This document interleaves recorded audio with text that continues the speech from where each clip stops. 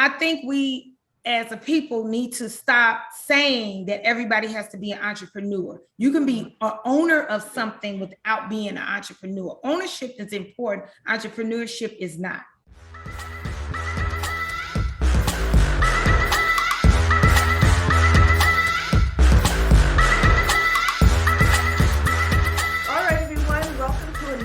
Episode of the Lady Trucking CEO podcast. I am so excited to have another wonderful guest here with us today, Miss Kameel Gaines. Camille, how are you today? I'm doing great, Thanks for asking. How you doing? I'm doing well. God is good. I cannot complain at all. Yes. So can you go ahead and introduce yourself to everyone? Tell us who you are and what you do. Okay, I'm Camille. I'm owner at Rig on Wheels Broker and Recruitment Services for 12 years now. So like my name says, we recruit drivers. We're now doing brokerage, and I do quite a bit of retention consultation for the small and medium-sized carriers. Wow, 12 years is quite a bit of time to have been doing what you're doing. Can you tell us some of the things, what are some of the things that are that have changed over the years, like from when you first got started to like how things are going now? The first thing is somebody was asking me that where I was in the morning because I was on the phone discussing retention with some YRC drivers. And as you know, they drive nights. So in order for me to really get a lot of research and ask questions, I do it when the drivers are available, right? Right. One of the biggest things is the drivers have changed. Okay. Drivers have changed, and for lack of better words, sometimes the carriers have changed, but not always in a positive way. In other ways, they're staying stagnant. Okay. So what does that mean? The stagnant or the drivers change? Both. Okay. So drivers now are different, right? It was before drivers in their minds would just stay in the industry or even on a job to 20, 30 years, just like I was talking about the YRC drivers, right? That's the way drivers were. Now it's not as much like that, and it's just more in our industry. So when we think about other industries, people are not staying on jobs for 10, 20, 30 years anymore. Those days are gone, right? Yeah. So for a driver years ago that would have stayed on a job for 15 years, that's 30 years in other industries. Okay. So now the driver that may have stayed 10 years is decreasing. So you go off of things in society, right? Drivers don't want to be on the road the entire time. If so, what type of benefits are you giving them? And I'm not talking about healthcare. Right. Okay. That part of it. The carriers have changed in the fact that some carriers are coming into the industry and have no idea about the industry. Okay. Truck driving is a definite niche. It's a niche within the logistics industry, to be honest with you.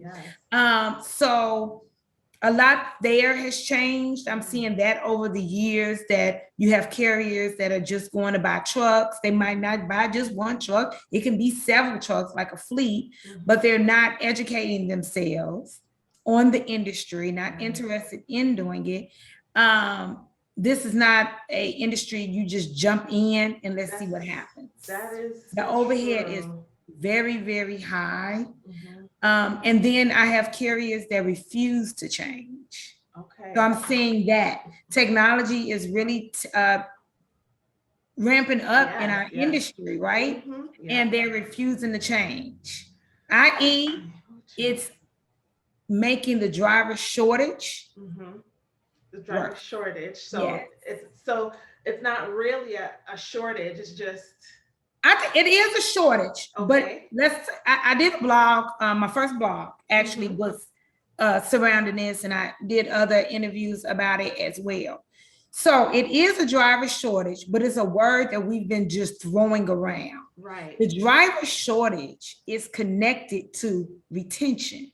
We're able Okay. to retain, and I'm not just talking about retaining the drivers in the carrier within the company. Right. We're not able to retain the drivers within the The industry. industry. That's where the issue is. So of course, then definitely it's a driver shortage, Right. but Yeah. it's Because not the way that we've been overusing the term. right. Now, So there are some things, it's not yeah, necessarily for a lack of people who are able and capable of driving. It's a matter of keeping companies them. and carriers being able to keep them. Absolutely. Okay. Yes, Wow. it's a lot of drivers, but it's keeping them in the industry. Mm, mm. That's the first thing. Keeping them at your company is the Mhm. second thing. Keeping Okay. them engaged in the industry is the number one And that's so important focus. because like we can't do anything without the drive, like without the drivers. We don't have an industry. If there were no truck drivers, there would be no trucking industry. That's something I talk about quite often. The most My goodness. important part of a truck driving company, whether you own trucks or whether you're a brokerage and recruitment agency, dispatching, whatever you are, right? Mm, You're in the trucking mm. industry. If you're an accountant that does taxes for truckers, guess what? You are a trucking company. Yes, absolutely. We would not have our businesses without the drivers. Yes, that is a fact. That is a fact. So how did you get into this particular part of the industry? Let's go back a little bit into like, okay, so When I began. yes. So let's go with when you first got into the trucking industry, how did you get into this? Like, Well, to I've be where you always are been today. my entire career. I've always been in sales and account management. And if you're Mm, not familiar with those terms, like account management is like retention. right. So Okay. not only was I responsible for bringing in whatever it was to sell, Mhm. whether it was recruiting a job or selling a product, it was also about retention. So I Okay. had to develop retention strategies for certain companies and all of that. So that's So how that happened. and that was outside of trucking. That was So outside just of in trucking business years generally. ago. Okay. So prior to 2010. Okay. Okay. Okay. So that's the knowledge that I brought into Hmm. the industry. But so basically, then being laid off prior to 2010, being laid off and deciding what I was going to do. I knew I wanted to get back into recruiting, the HR side of things, and it led me into the industry. Start working with someone else and realize that her ethics and things like that just really didn't align with what I had going on Mm. and what I wanted and what I believed. And then that's when Rig on Wheels was Okay. birthed. So you got laid off from the company that you were with in the business world, and Corporate America. then you had a friend that was in trucking, and so you started working with them. No, it wasn't a friend. It was Oh, just okay. right. It was networking and things like that. Oh, So start working with her. okay. And yeah, so it was a business relationship. So Mm. basically, started working with her and realized that it just didn't align. Mm. You Yeah. know, what I'm passionate about is not just recruiting anybody. Right. It's Especially the retaining right them in person. the industry, Mhm. i.e., my trainings from years of training with other industries. Right. So that's where my passion was. Obviously, Mm. sales are obviously we have to get drivers seated in trucks, but we want to keep them in the trucks. Yes. Okay. Okay. So So that's how. we are coming back to this because I feel like this is such an important part that carriers and companies need to have a better understanding of what is actually needed to be able to retain good drivers because we know it's not a shortage and we know that it's a retention issue and that's definitely an area that I think all carriers can improve on, right? So going back to like when you were a teenager, what kind of Mhm. person were you when you were about 16 years old or so? And how has the type of person that you were then uh, translate into who you have grown to become now? I've probably always been intense. Okay. So I've always been What does intense. that mean? And I'm very intentional about whatever it is that I'm passionate about. Mhm. So that has always been. I've never understood people. If this is what you're passionate about, I've never understood it being where you risk it all in order to do that. Mm. So that's what it's been. So over the years, it's just, I guess, forming me into who I am. Some parts of it being a less intense, just as age and maturity, and then other parts finding out more of what my passion is and being intentional with it. Okay. So when you were in high school, like you were super involved in different things that Yes. you were very passionate about, and most of those things, were they like people oriented? You're more of like a people oriented person, or a person that's like more analytical and like, not necessarily dealing with I'm people? actually both. Okay. So I'm actually both because I do think you have to be calculating in whatever it is. So that's my intention. So I'm not just going to yes, I believe in entrepreneurship. I believe in risking it all, but I believe in a calculated risk. Okay. Right. So I'm not just going to jump out there. I don't do things like that. So I'm very deliberate in what I do. So it's actually both. So for someone who might be listening and they're thinking of, oh yeah, the trucking industry, this sounds great. I want to get into it. This, is something that I'm passionate about because I know that is something that is needed every day. What Right. would you say are like three things that before you take that step, here are three things that you need to calculate and you need to take a serious look at before just jumping into entrepreneurship in the trucking industry? I think just jumping into entrepreneurship, period. Yes. Okay. I think we as a people need to stop saying that everybody has to be an entrepreneur. You can be an owner of something without being an entrepreneur. Ownership is important. Entrepreneurship is not. Somebody has to work for somebody. Camille, say that again. Right. So because wait, no, we're not just yes. gonna be past that because that's important. Yes. So you said ownership is important, not necessarily entrepreneurship. Absolutely. Elaborate on that. So somebody has to work for somebody. And once we're always in this culture of we have to be entrepreneurs, then the people that don't want to or end up not working out, they feel bad about themselves. Yeah. That's not what it needs to be. We need to own something.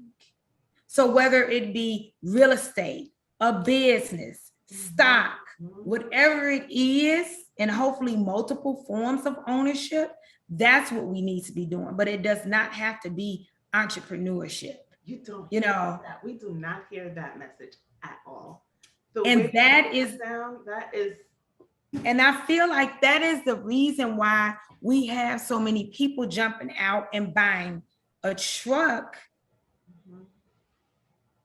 because they hear that pumped in their head. They hear that, go get your truck, it's easy, it's passive income, it's all of those things. And when I hear that, all I think about is that could be my 21-year-old son getting a job by you that has to pay his rent, right? And nothing about the industry. Right. It takes time, it takes some education, it takes all of those, trucking is a very, very large overhead.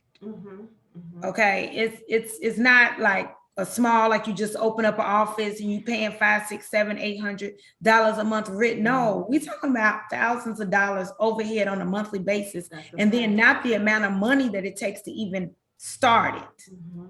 So my thought pattern is, if this is something you're passionate about, prove it. Right. What are you willing to do? What type of self-education, what type of formal education are you willing to do in order to be in this business? Yeah. Because at the end of the day, it is a business and you are providing a service. Absolutely. To like people at large in general, you're like people who have trucks and they may not necessarily drive the trucks, but then they have to hire drivers. Like they're providing a service to the drivers that they hire, and the drivers are it's like a two-way street. Like each person needs to understand what their role is and be able to function with excellence in that role, so that Mhm. things can move along smoothly. So Mhm. so for a beginning entrepreneur, counting the cost as far as educating yourself, you said, Mhm. right? And what were the other two to consider as far as getting into entrepreneurship? Okay, so educating yourself, Hmm. that's not even the first one. The first Okay. one needs to be why. Yes, your why is so So when important. somebody says, "Oh, I can make $8,000 a week," and I'll say, "It's a lot of things that you can do to make $8,000 a week." Hmm. Why this industry? Right. Hmm. Because trucking will chew you up and spit you out. So your why in Needs to be logistics strong. needs to Hmm. be so much stronger than any other industry that I've been in. I'm not Hmm. saying has to be the strongest. I'm talking about my personal experience, right? Hmm. Any Hmm. so why trucking? Right. And until you can seriously answer that question, this shouldn't even be on the table for you. It's too Hmm. much of an overhead. I could see if the overhead was a couple $1,000s. I could see if the overhead was $10,000 total, but not the type of overhead it is to become a small carrier Yeah. that you can't answer that question. So if the answer is to provide for your family or because of a certain amount of money, I'm Hmm. gonna let you know when you do get that first large check, and if it's all about the money, it's not gonna be worth it. It's not going to be worth it at All all. right. Mhm. So it needs to be more than that. Okay, so That's the you first gotta thing. know your why. You got to know your why. Number one. Yes. Um, then the second one would be, educating yourself and Mhm. all of that type of thing. And then are you willing to get rid of baggage? Ooh, child. Talk about that. So, because you're going to have, and it's going to be the people that are closest to you. Hmm. It's going to be your family and it's going to be your friends that are not going to respect what you're doing. And it, And are you ready to get rid of them? And you need to literally make a list of who you are willing to get rid of. mm, I heard Steve Harvey always says, um, whoever come with you can always go with you. Yeah, You know, so sometimes because people they'll hold you back. Like I they'll think hold you that back. a lot of times, like family members, they mean well and they think that they're protecting you from whatever they are fearing, right? So they're trying to protect you from something that they are afraid of. And it really doesn't have anything to do with you. And so really being able to Right. separate that and remove yourself from that from their fears is so important, because if you don't, like, you'll end up not achieving and not even getting to the place that you want to go, because you're thinking about what they're fearing, even though before you knew that this was what you're supposed to be doing. You had the passion and everything that you needed to go into it, but then that self-doubt starts to creep in because of what you're hearing. So really and truly, sometimes locking those words or those people, like just not giving them the brain space or the mind space, that of where you're going is so important, because You have to be ready to let them go. That's the hardest mm-hmm, part. It's mm-hmm, not coming up with the capital. It's mm-hmm. not your why, and it's not educating yourself. It's Letting going to go. be, are you ready to rid yourself? I don't mean distance, but I mean Mm-hmm. literally rid yourself of those family and friends. Mm. Period. That is tough. That right there is a tough one, because you know, we love our family, we love our friends, and then we're also creatures of habit. So like, you Mm-hmm. know, um, but we have to really understand that we are in the process of becoming who we are supposed to be, right? Thank you. And the Yeah. person Thank you, that we God. were 2 years ago, the person that you were 12 years ago when you first started is not the same person that you are today. And so, thank you for that. oh, Thank you right? for growth and Yes, deliverance. yes, okay. Yes. And even last year, like we're not the same people that we were this time last year. We've grown, we've experienced things, we've gone through things, we've learned things that have changed our perspective and changed our viewpoint. And so really being flexible and being able to embrace the new things that we're learning and the and really aspire towards that person that we're becoming, Yeah. because we're not going to solve the problems that need to be solved as the same person that created those problems. Yeah. Right? So that part right there is so important. Being able to separate yourself and really let go of those baggages is yeah. Wow. Yeah.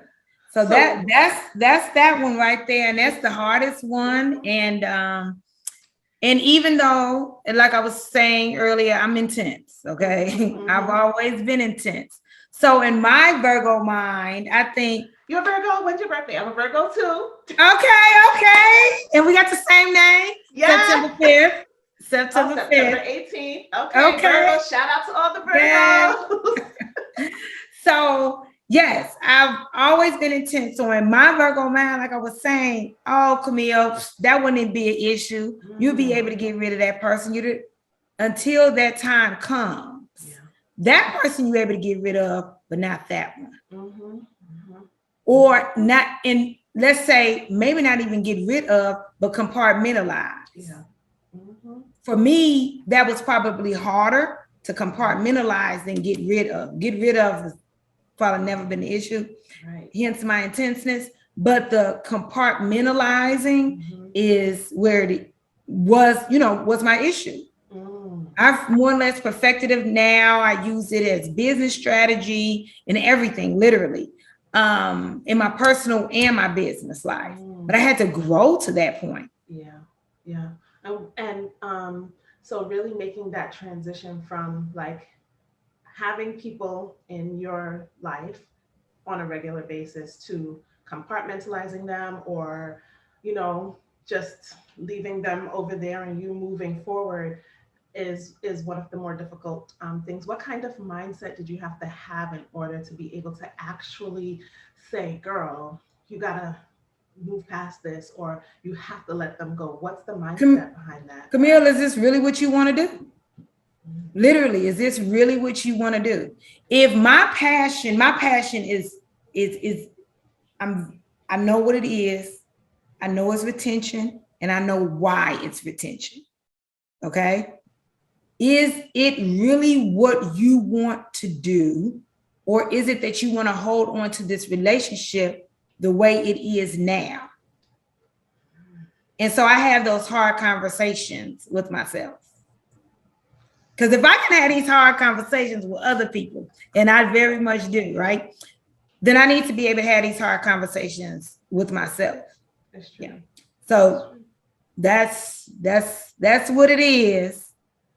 Okay. So we got to figure out, is this like really what by yourself, and figure out, is this what I really want to do? And when we're able to tap into that authenticity of ourself and not the outside voices and not what they're saying or what they think, then we'll really get to a point of truth.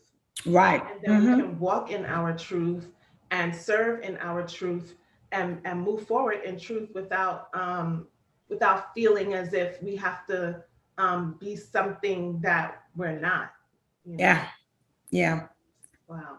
So now, as far as retention, right, and being able to serve the drivers in a way that is acceptable to them, right? What are some things that companies or carriers can do to, like, what's missing? Like, what are we missing? You know, because I feel like there's a disconnect. Like, people have one thing in their minds as far as what they think drivers want, or what they think will work for drivers. Oh, if I offer more money, or if I offer, you know, whatever. And then there's still the problem. So what are we missing? This is the only, and I spoke at a conference and a seminar, and I said the same thing. This is the only industry that I've ever worked in where your most important capital is not appreciated. You remember that whole thing when somebody told LeBron, shut up and dribble? Yes. So this industry feels like shut up and hold the wheel. Okay. So that upsets me on a whole nother level, right? Another level. So that is what's missing. They feel, and not just the carriers, the industry, the world, right? It's true. You're right. Feels, so what? What's the big deal? Just make sure my food is on the shelf when I get in that store. Exactly. So we're upset about all of these things, but it's a driver that makes all of that happen. I don't care if your table came in on a ship. I don't care if your hair extensions came in on that airplane. I don't care what and how. For it to come from those in the rail yard, for it to come from those things to your table, to your shelves, to your businesses, to your hairdresser, it had to be brought by a truck driver. 100%. So we forget that. We forget that all of that. Every single thing. This is something that I've said it on so many different episodes and people that I've spoken to. Every single thing that we look at, every single thing that we put on our skin, that we wear, that we put in our backyard, even the trees, the plants, the shrubs, all of that stuff has been on a truck. We're upset about all of these things, but it's a driver that makes all of that happen. I don't care if your table came in on a ship. I don't care if your hair extensions came in on that airplane. I don't care what and how. For it to come from those in the rail yard, for it to come from those things to your table, to your shelves, to your businesses, to your hairdresser, it had to be brought by a truck driver. 100%. So we forget that. We forget that all of that. Every single thing. This is something that I've said it on so many different episodes and people that I've spoken to. Every single thing that we look at, every single thing that we put on our skin, that we wear, that we put in our backyard, even the trees, the plants, the shrubs, all of that stuff has been on a truck. And you know, it really is unfortunate because I'm actually in a situation now where like I'm fighting for basic detention for a driver who sat 10 hours waiting to be loaded. He was on time. He, you know, delivered the load on time and everything else. But when he was picking up the load, like they had him at the, you know, for like 10 hours. And so, you know, now it's like that we had to send the e-logs. We had to, you know, send all this proof that he was sitting there. And that's disrespectful. That's disrespectful if it's time. Okay, so when I told you that 2:15 in the morning is when I got off the phone, it was almost like a party line, right? I'm talking to YRC drivers that have been in the industry for over 10 years. Okay. Pause 1 second. You said YFC drivers? YRC. YRC. Can you tell us what that means? It's the yellow freight carrier. Okay. So they do LTL freight, Holland, all of that. Okay. And a roadway, they all kind of married together. Okay. But so it's LTL freight. So I on the phone with them 2 hours in the morning. And when I talk to a group of truck drivers, I don't always like to mix. I don't want 6 months truck drivers with a conversation with 10-year truck drivers. Okay. Those are two separate conversations. What they have in common is they both sit behind the wheel. Right. Okay. So those are two different conversations. So I wanted to hear. So it was about 6 of them, right? It was like a whole party line, right? And it was very raw, and we were talking about it. And that is one of the things that one of the guys said, Carlos, he was talking about that. Literally, how retention, if you're here at this time, why is it that at certain carriers, these drivers can't, not at YRC, by the way, but at certain carriers, why they can't get their pay Right. for sitting there, sitting time. They're still on the clock. Exactly. That's disrespectful. It's terrible. It's So terrible. because the driver is a new driver and the thought pattern is different, just think, I'm in my 40s. Okay. So somebody younger than me, their thought pattern is different. My 18-year-old daughter's thought pattern is different, right? So, with saying that some of the things that were done in yesteryears can't be done now. It needs to be a whole mindset shift. It needs to be a mindset change, which has to change within the industry. How does that even happen? Like how can we facilitate that change? Because that is a change that needed to happen years ago. That is a change that should have been, how as life goes on, like we grow and we develop into this natural. Yeah. So you see like how even in music, first there was the LPs, then they had the vinyl records, then they had the cassettes, then they had the DVD, the CD players, then they had the iPods. Now everything is digital, right? Right. It was a gradual progression through these things. This is how I feel like through the years, things should have been developing in the trucking industry. And it's just not that. It's like ancient, the way how things. It's like the DOS system. That's what I say, DOS system, the ditto machine and all of that type of stuff. I know I'm aging myself, but that's really how it is. So this answer goes for the industry and the carriers.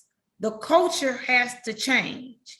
So that's something that's hard. We don't want to deal with that. When I literally, whether I'm on Zoom, doing my hours of consulting and things like that with carriers, or whether I'm actually showing up at your facility and going through your different departments, nobody wants to look at themselves. That's hard.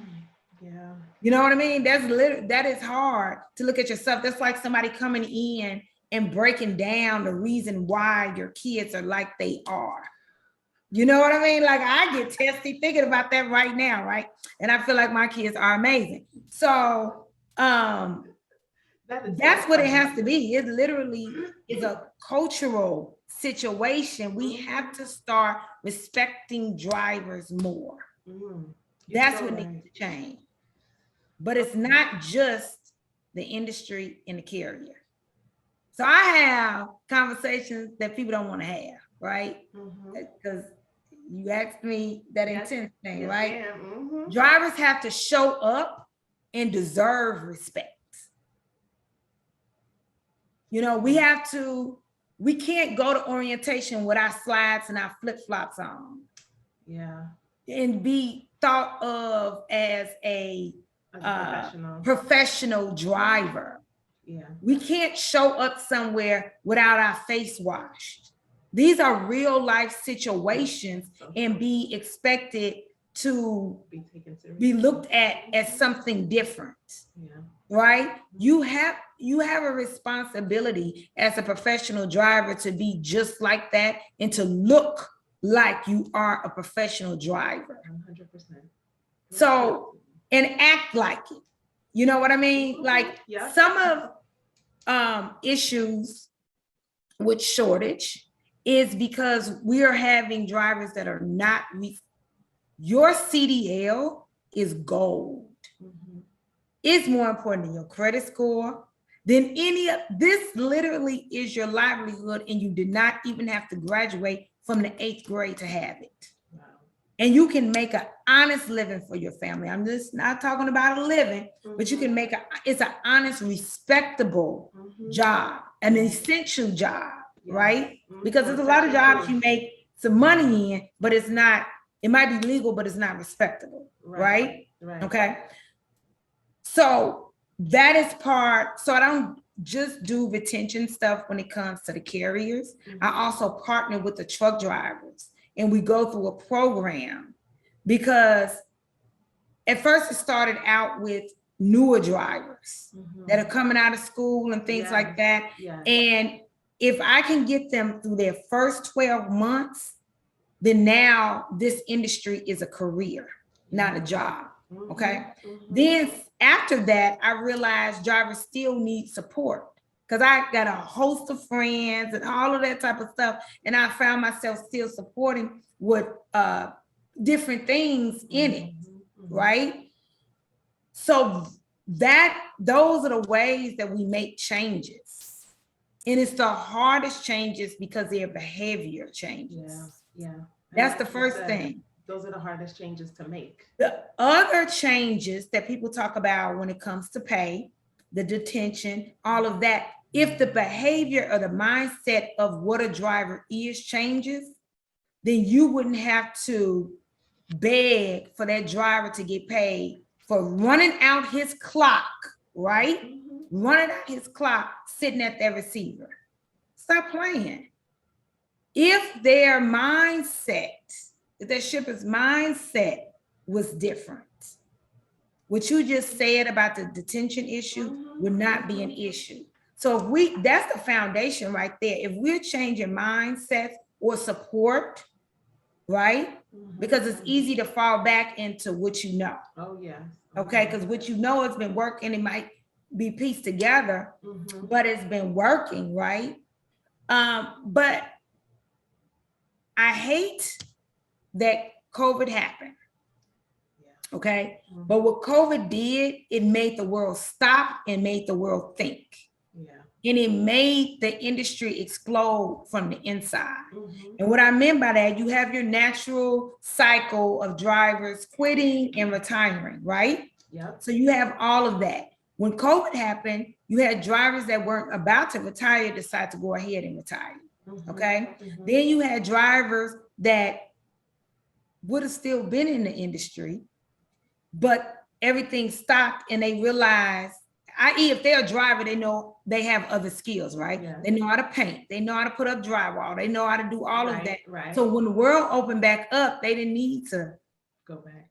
Okay, go back to their job, right? Their mindset changed, but the CDL schools had closed, the DMVs closed. So even when the world opened up, the drivers couldn't turn in their DOT cards, the physicals, okay, to the DMV, which meant I couldn't get them hired on with companies, okay? Then from there, they couldn't update anything, do anything with their license. So if their license expired, now what, right? One of the biggest things, the natural cycle of a driver or drivers coming into the industry, where the schools were closed, or if a driver was in school, or they were with a company for 2 months and not yet at their 3 months to be considered experienced in the industry. Now all of that is wiped away, and we have to convince them to get back in and start back over. That's and so it woke everybody up. Then all of a sudden, this driver shortage was far greater, but it was taken seriously. And evolution has to happen for change. Absolutely. And I definitely think that people realize the importance of the trucking industry and truck drivers during COVID, because that was the only, basically trucking was one of the only industries that kept moving through COVID. Like they could not shut down trucking. For most part, you know, you had some that did not. I can remember meat plants having to close down, right? Because nobody even thought about it. So that means we're not gonna have our bacon. All of a sudden, people like it's the end of the world. But those things had to change in order for people to have an understanding. And I remember when Walmart was like backed up. There was like trucks just lined up, just waiting to, you know, to be loaded and just waiting to be able to move, to carry the goods back and forth. I mean, I think, like you said, COVID definitely had a huge impact on this industry. And yes, absolutely. It definitely woke society up, you know, because there's like, it's almost like not enough. I don't know what else it's gonna take, because like I feel like COVID was such a huge eye opener for everyone, but at the same time, you know how we quick to forget stuff. We're So real quick to forget. you We're know, real quick to forget. But I'm there to let everybody know with my intensity and all of my colorful words, because we real quick to forget. And no, I'm not forgetting. exactly. Because at the end of the day, like, hello, your stuff have to get wherever it needs to be. And you also have to treat this person that is making it happen like they deserve to be treated. And it is a two-way street, because It's a two-way street. you know, you can't just walk into any industry, right? And it just dressed any old way, looking any old way, and expect to be taken seriously. You know, Absolutely. The trucking industry is not corporate America, but at Right. the same time, right, there are standards that should be adhered to. And if you are, you know, if you are a professional driver, then absolutely 100% you need to present yourself as such, and deal with people in a way so that sometimes you have to demand respect, you know, because unfortunately, people, because of how it has been in the industry, you know, they're used to whatever they're used to, like you said, and then you find yourself like, well, like, what's going on? Like, if you're just coming in and you have, you know, rose-colored glasses on, and you don't really understand like what is happening, you could really find yourself getting the short end of the stick, not realizing that even with the detention situation, like, listen, I'm not supposed to be just sitting here like this. After a certain amount of hours, no, I'm supposed to be getting paid for that. So absolutely, it's a two-way street. It's as the drivers, we talk about the look, the professionalism, keeping your CDL clean, your MVR clean, your PSP clean, your DAC clean, all of that clean, and don't get into the SAP program. So when it comes to like companies who are looking to hire drivers, even if they're small carriers, what do those companies need to have in place? Like, what's the minimum that those companies would need to have in place in order to be even ready to receive a driver? Because I've come across some people who, you know, they say they need a driver because but they're not ready. They're not ready. They're not ready for real in real life. I'm sure you know, but it's amazing to me. But first, they need to compliance. How much the compliance, first of all, that's important. Having your handbook and things like that in order. Knowing if you are a CDL holder yourself, you have to have an application on yourself, right? Even if you're not driving a truck. So having your compliance stuff in order. If you are, let's say, for an example, going to take SAP drivers, having that in order, because that is strict. It can be done. It's not hard. It's once you learn how to deal with the SAP program. So having those things in order, actually writing down, and this is what I help drivers with, writing down the different departments that they need. Now, they're a small business. I'm a small business. So it's not necessarily we can hire an entire department to handle all of these things, right? So you might have to outsource, but know that you're going to need the money in order to outsource those things. Right. Okay. So let's not go and get the truck, get the insurance, get all of this stuff. And then when it comes to recruiting the driver, you don't have the funds available. Because remember, you can't have a trucking company if you don't have a driver. So when you don't have those type of things in order, it leads to desperation. Desperation means that you are going to hire a driver you should not. And it's just like a marriage. You don't want to retain everybody. So if you can do preparation in the beginning, then it helps. With heartbreak is up for the right one, for the right people. Yeah. And it'll help scale. Okay, so let's repeat. So trucking companies would need to make sure that they're in compliant, that they have their staff handbook ready and available, that if they're taking SAP drivers, but just compliance period. Okay. They need to have all of their compliance house covered. That's a huge deal for Mm. the driver, the carrier, and anybody that has to work with you.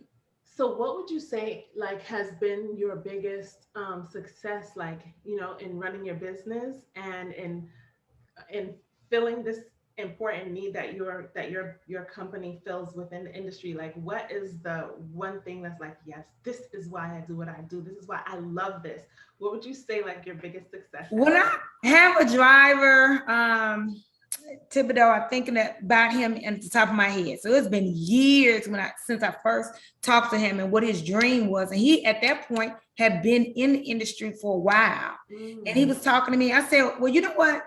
Yes, you're going to get this job with Schneider. Yeah, it's great. But let's talk about the strategy of what you want to do. So I have now every Tuesday is the driver of the week. So next Tuesday, it is going to be him, is going to be the driver of the week. But us going through a strategy to now why he started at Schneider, us going step by step. So when he does have setbacks, he still has a plan. Now he owns several trucks, tankers, the whole reason why we started at Schneider in the first place. Okay. Yes.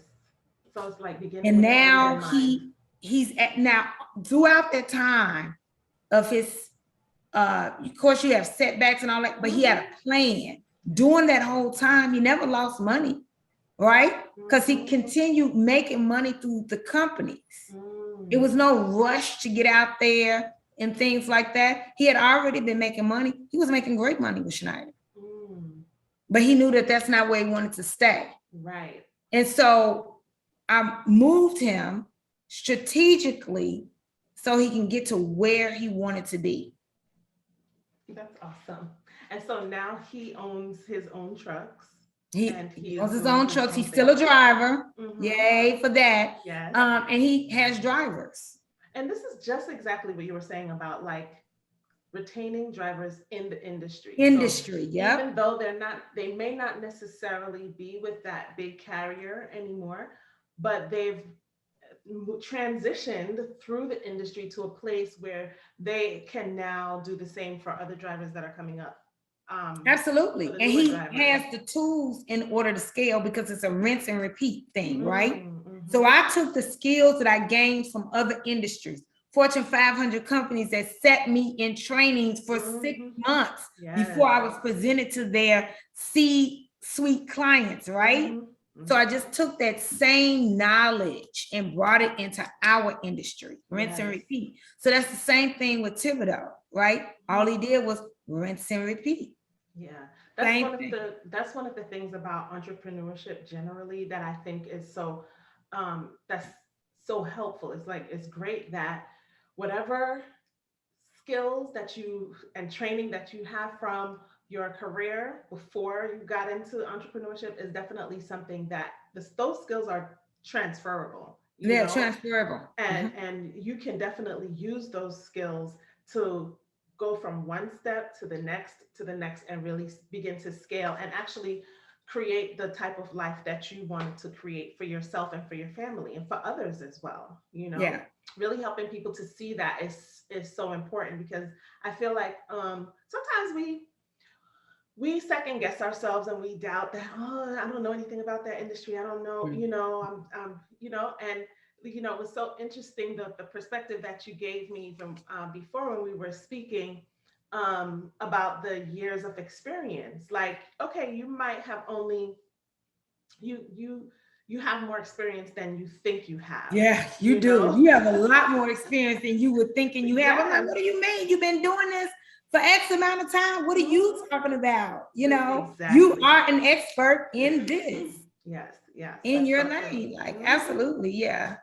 And sometimes we don't realize that. And that's okay. Like, that's why we are here for each other. To realize 100%. that. And that's one of the reasons why I even started this podcast, because I was just like, I know that there's a lot that I don't know. I have learned so much, but at the same time, there could be someone else that's like thinking about it, or, they're just kind of turning the ideas over in their head, and maybe something that they hear, at any given time, they'll be like, oh, that makes a lot of sense. And that gives them the courage to be able to face themselves, which is something that, we spoke about is so hard to do, or will give them the courage to even just take that step to say, you know what, this is something that I'm passionate about, and I'm gonna go for it because, Mhm. it's worth it, what would you say is like one of the hardest things that you've had to deal with, or like an experience, something that you've experienced that changed or shifted your perspective about something um, over the years?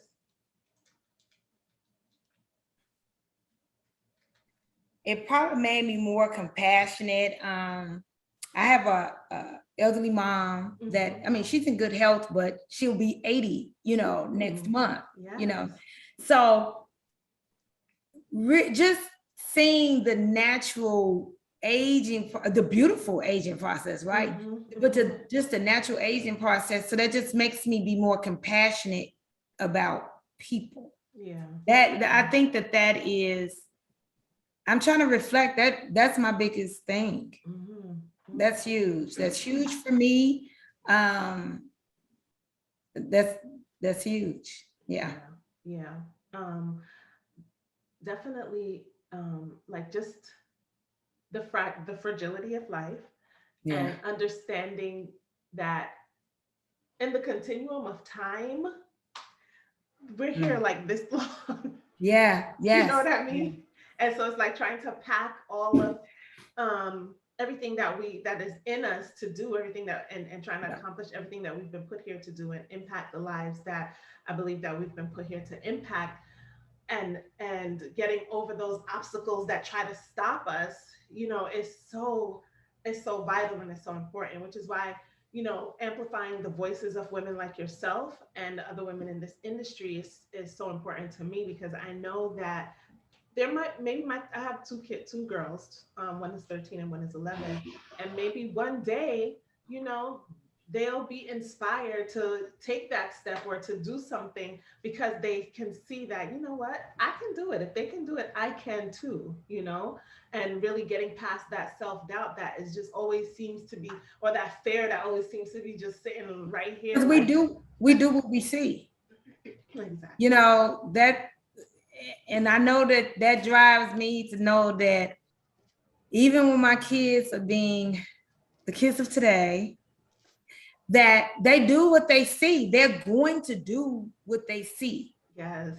So failure is not an option. Mhm. Pushing through, reminding myself of why this was Mhm. important. So Mhm. days when, you know, it's Yeah. just It's like, everything is yes. going awry, you know, just Mhm. being able to push through. Yeah, it's so important. It's so true because like you said, the kids will do what they see. There's so my kids, I've been homeschooling them for the past 2 years. And Yeah.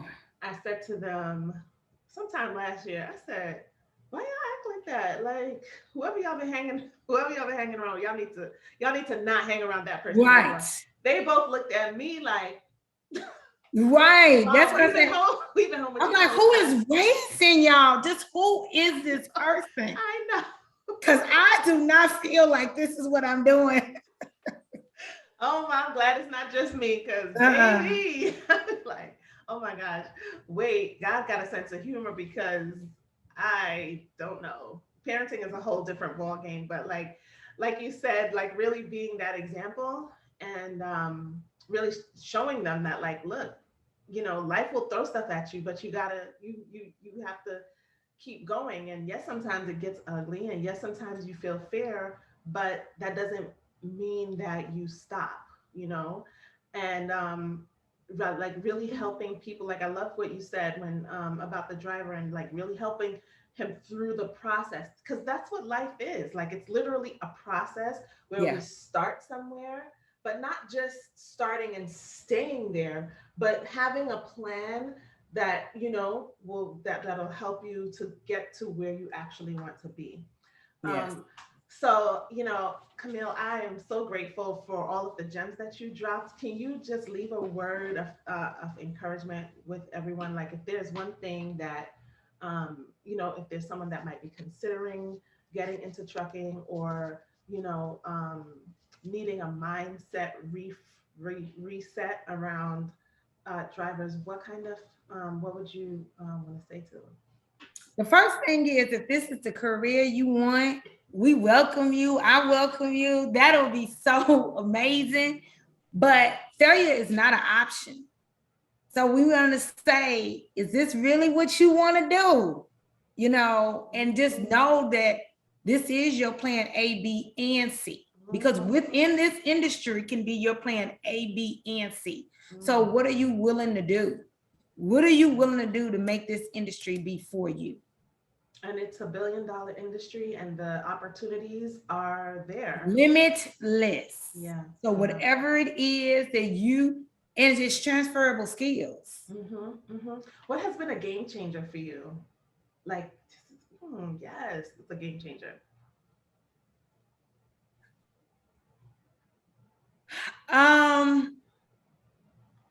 Probably being more, I can tell you right now, if you had asked me 7 years ago, should 18-year-olds start driving trucks across state lines? The words I would have said are not in the Bible. Ooh, child. But now I have a 15-year-old boy, Virgo, 18-year-old girl, Virgo, and a 21-year-old man, right? Man, boy. I would love if they were truck drivers. Wow. Yes, I have several degrees, blah, blah, blah. But if they become truck drivers, if this is what they want to do, they can take this up as a trade, go through the apprenticeship, right? Like any other trade at a young point, and at any point with the other trades, but in our industry at a young point, and make a good living, just really make a good living. The thought of a 21-year-old being able to make $70,000 and not be bogged down with $150,000 in student loan debt. Being able to take their minds, their tech minds, that they're going to be the ones that are running these autonomous trucks. Yes. They're going to be the ones that pick up really fast, right? So all of this technology that's coming out, they're going to be the ones to do that. They're grabbing it. They're serious. They haven't been tainted yet, right? And if we want to say, well, they're so scatterbrained and they're so this and that, they're going into the military. That's true. Yeah. They're doing a whole lot of stuff. So now that's talking about growth for me, Camille. The thought that if I can wear a banner encouraging the young people to become truck drivers, I would. That is my biggest, I'm so very surprised, but of myself, but I am so excited. I'm just excited to see the young people go through the process, go through the programs, be able to be retained within the industry. And can you imagine getting into this at 18 years old? It's a game changer. It'd be a huge game changer. And the thing about it is that the trucking industry is definitely not something that is pushed as a career option in schools, generally speaking. And so a lot of people don't. I agree with you 100%. I've actually been thinking about, because I did come across, there is an organization that does go into schools and talk to young people about that. Yeah, I've been connecting with a couple, so I'm going to send you some of their links and stuff like that, because I am very passionate. The young people are going to be the part of what saves our industry. I agree, because they have a whole different mindset, and they got a whole different mindset of looking at things, like things that we think was effective in our day. Something as simple like, I'll share a quick story. It has nothing to do with trucking industry, but my daughter, I was making mashed potatoes one night, and I was using the masher or whatever I was using, or a fork or something, and my 13-year-old says, "Mommy, why don't you just use the mixer?" I said, "I didn't even think of that." Right. I didn't even think of that. because she loves to bake, so she's always using the And mixer. her mind is different. Yes.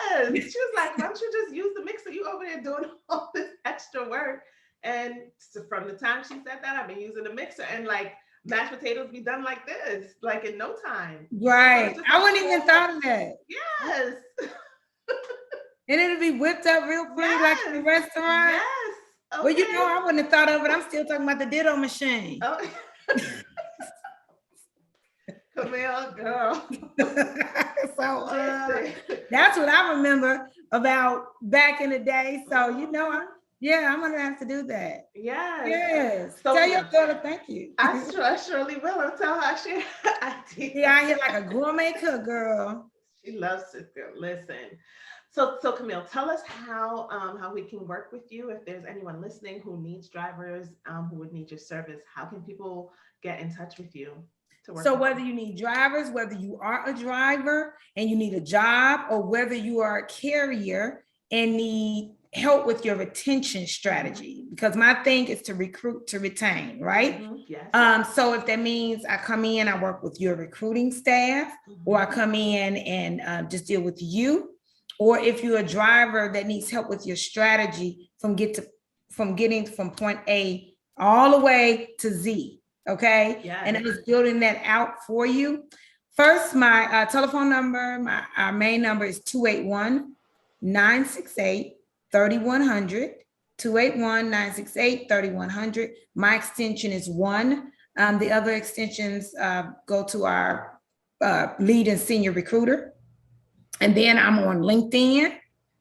I'm on TikTok, YouTube, Facebook, Instagram. What's your handle? So most of the handles are Rig on Wheels, Okay. or Rig on Wheels Broker and Recruitment Services. Oh, awesome.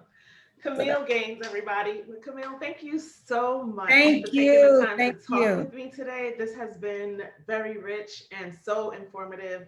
And I just hope that, you know, people walk away from hearing this conversation with a new respect for the truck drivers and the importance of retention not just at a particular carrier or company, but literally in the industry, because yes, there is no trucking industry without the drivers.